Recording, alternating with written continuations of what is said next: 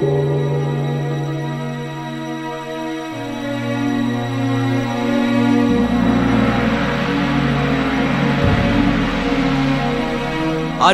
தமிழ் மக்களே, ஈழத்தில் இனப்படுகொலையை நடத்தியது யார்? ஏன் நடத்தினார்கள்? இதுவரை நாம் செய்தது என்ன?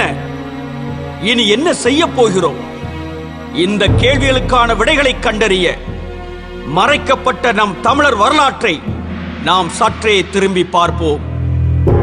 இன்றைய தமிழகத்தையும் இலங்கையையும் அதற்கும் தெற்கே மூழ்கி போன பெரும் பகுதிகளையும் உள்ளடக்கிய ஒரு மாபெரும் நிலப்பரப்பு தான் குமரிக்கண்டம்.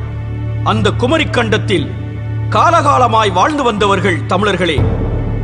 49 நாடுகளை கொண்ட ஒரு மாபெரும் பேரரசை பாண்டியர்கள் கட்டி ஆண்டு வந்தனர். இயற்கை சீற்றத்தின் காரணமாக குமரிக்கண்டம் அழிவை சந்திக்க நேரிட்டதால் அங்கு வாழ்ந்து வந்த தமிழர்கள் நாவாய்களின் மூலமாக உலகின் பல்வேறு பகுதிகளுக்கு சென்றனர். சென்ற இடங்களிலெல்லாம் மாபெரும் அரசுகளையும் நாகரிகங்களையும் உருவாக்கினர். தாய் தமிழகத்திலும் ஈழத்திலும் தமிழர்களே தொடர்ச்சியாக ஆண்டு வந்த நிலையில் கிமு 543ஆம் ஆண்டு வட இந்திய இளவரசரான விஜயன் ஈழத்தில் உள்ள தலைமன்னார் பகுதிக்கு கப்பலில் வந்து இறங்குகின்றான். அவனும் அவனுடன் கப்பலில் வந்த 700 பேரும் நாடு கடத்தப்பட்டனர் என்பதே உண்மை. வங்காளம் மற்றும் கலிங்க பகுதிகளை ஆண்டு வந்த சிம்மவாகு என்ற அரசனின் மகன்தான் இந்த விஜயன். தந்தைக்கு எதிராக கலகம் செய்த காரணத்தால் தான் இவனும் இவனது கூட்டாளிகளும் நாட்டிலிருந்து வெளியேற்றப்படுகிறார்கள். இவன் ஈழம் வந்ததும் அங்கே குவேணி என்ற தமிழ் இளவரசியை முதலில் மணக்கிறான். சிறிது காலம் கழித்து மதுரையை ஆண்ட பாண்டிய மன்னனின் மகளையும் மணக்கிறான் என்று இலங்கை வரலாறு கூறுகிறது.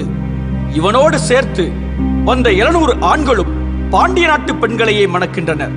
வட இந்தியாவில் நாட்டின் தலைவன் தன்னை சிங்கம் என்று அழைத்துக் கொள்ளும் வழக்கம் இன்றும் இருக்கிறது.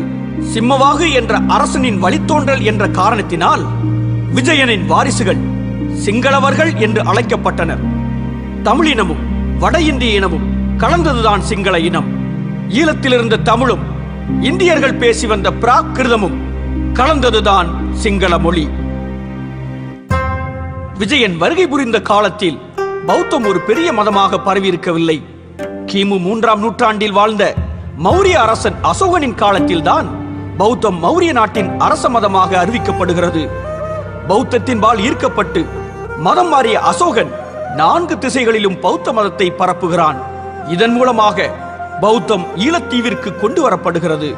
தமிழர்களுக்கும் சிங்களவர்களுக்கும் இடையே ஒருபோதும் மதச்சண்டைகள் எழுந்ததில்லை. ஈழத்தீவில் ஆட்சி அதிகாரத்திற்கு மட்டுமே இரு இனங்களுக்கு இடையில் அவ்வப்போது போர்கள் நடந்துள்ளன.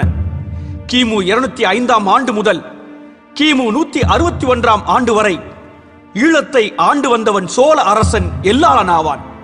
எல்லாளனுக்கும் சிங்கள இளவரசன் துட்டகாமனிக்கும் இடையில் நடந்த போரானது வரலாற்று சிறப்புமிக்க போராகும். தமிழனுக்கு சொந்தமான வடபகுதியை ஆண்டவன் எல்லாளன்.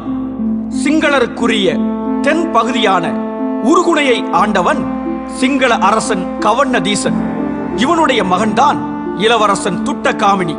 தமிழருக்குரிய நிலத்தின் தலைநகரமாக விளங்கிய அனுராதபுரத்தில் புலிக்கொடியை பறக்க விட்டவன் சோழன் எல்லாளன். சோழனுக்கு எதிராக போர் செய்ய சிங்கள அரசன் விரும்பவில்லை. ஆனால் தனது தந்தையின் முடிவுக்கு எதிராக இளவரசனான துட்டகாமினி செயல்படுகிறான். இவனின் இயற்பெயர் காமினி என்பதே ஆகும். ஆனால் தந்தையின் ஆணைக்கு கட்டுப்படாமல் ஒழுக்கமற்று செயல்பட்டதால் துட்டை என்னும் அடைமொழியோடு அழைக்கப்பட்டான்.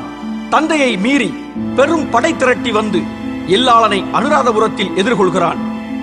அனுராதபுரம் வரும் வழியில் 31 தமிழ் சிற்றரசர்களை வீழ்த்தினான் என்று மகாவம்சம் கூறுகிறது. இதன் மூலம் எல்லாளனை தவிர இன்ன பிற தமிழ் அரசர்களும் ஈழத்தை ஆண்டனர் என்று நம்மால் உணர முடிகிறது. ஈழத்தின் பூர்வ குடிகள் தமிழர்களே என்பதற்கு இதுவும் ஒரு சான்றாகும். வயதில் முதிர்ந்த அரசனான எல்லாளனை நேருக்கு நேர் போர் செய்ய அழைக்கிறான் வயதில் மிகவும் இளையவனான துட்டகாமினி. இந்த சவாலை ஏற்றுக்கொண்ட சோழன் தனது யானையின் மேல் அமர்ந்து கொண்டு துட்டகாமினியை நேருக்கு நேர் எதிர்கொண்டு சமர் செய்கிறான். இந்த சமரில் துட்டகாமினி எறிந்த நச்சு தடவிய ஈட்டி எல்லாளனை வீழ்த்தியது. போரில் சிங்களவன் வென்றாலும் அங்கே இனப்படுகொலை நடக்கவில்லை. தமிழ் குடிகள் எந்தவித தாக்குதல்களுக்கும் உள்ளாகவில்லை. போரில் வென்ற துட்டகாமினி சோழனின் வீரத்தை போற்றி அவன் வீழ்ந்த இடத்திலேயே ஒரு நினைவு தூண் எழுப்புகிறான்.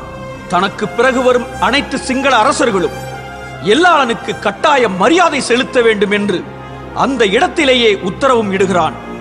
தமிழ் அரசனுக்கும் சிங்கள இளவரசருக்கும் நடந்தது ஒரு அறவழி போராகும். போர் தர்மங்கள் கடைபிடிக்கப்பட்டன. பெண்கள், முதியோர், குழந்தைகள் ஆகியோர் கொல்லப்படவில்லை. அமைதியை போதித்த பௌத்த மதத்தில் முழு ஈடுபாடு கொண்ட துட்டகாமினி அறவழி போர் செய்து நிலத்தை ஆளும் அதிகாரத்தை மட்டுமே கைப்பற்றிக் கொண்டானே தவிர தமிழ் மக்களை இனப்படுகொலை செய்யவில்லை.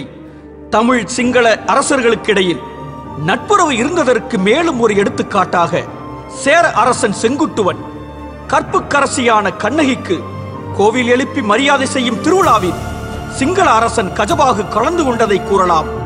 கண்ணகியின் கதை கேட்டு மெய்சிலிர்த்த கஜபாகு தனது நாட்டிலும் கண்ணகிக்கு ஒரு கோவில் கட்ட வேண்டும் என எண்ணி கண்ணகியின் ஒரு கால் சிலம்பையும் இன்ன பிற நகைகளையும் சேர அரசனிடமிருந்து பெற்றுக்கொண்டு நாடு திரும்புகிறான்.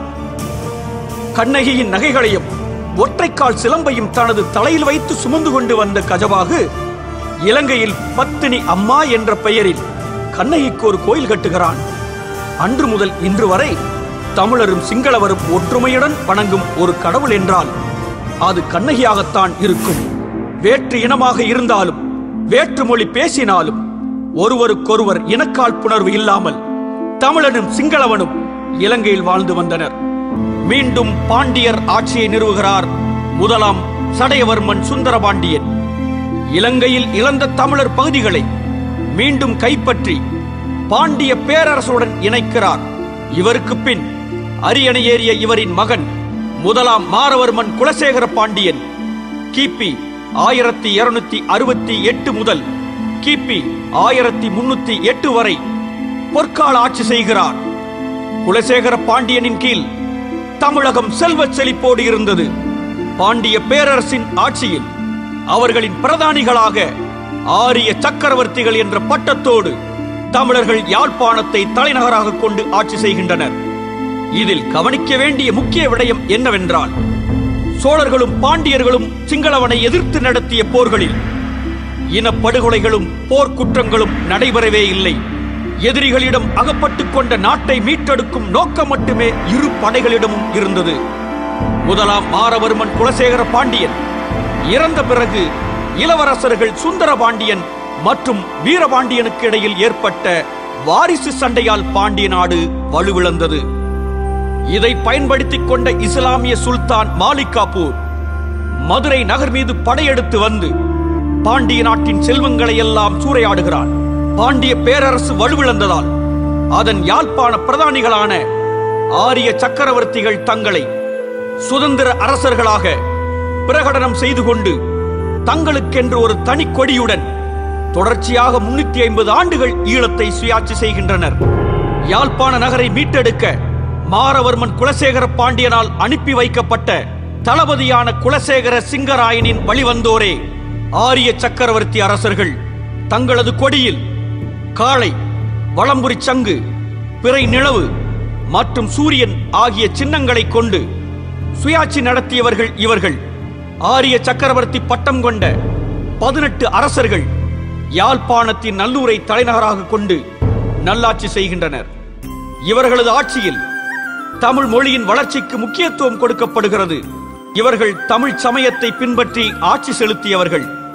நல்லூர் முருகன் கோவில், திரிகோணமலை சிவன் கோவில் ஆகியவை இவர்களின் ஆட்சியில் புனரமைக்கப்பட்டு ஈழத் தமிழ் தேசம் சீரும் சிறப்புமாக விளங்கியது.